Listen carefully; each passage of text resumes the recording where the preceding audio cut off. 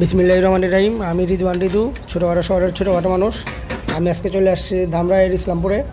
এই ইসলামপুর আপনার বাজারে যে আড়ত আছে, এটি মূলত প্রতিদিন সকালে বসে, ভোরে থেকে আপনার প্রায় 9টা-10টা পর্যন্ত এই আড়ত চালু থাকে। সেই মাছ আড়তের সাথেই আপনার একটি খিচুড়ির দোকান আছে।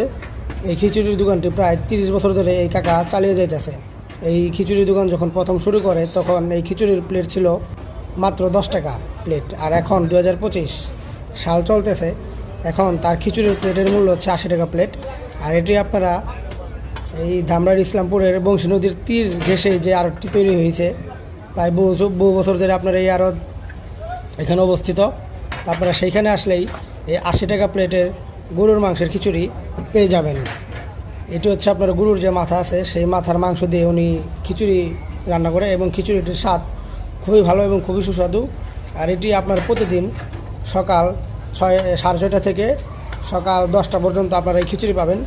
সকাল 10টার পরে আসলে আর পাবেন না, অনেক সময় 9টার পরেও পাওয়া যায় না। আমি আজকে মূলত এখানে গিয়েছিলাম 10টি পার্সেল আনার জন্য।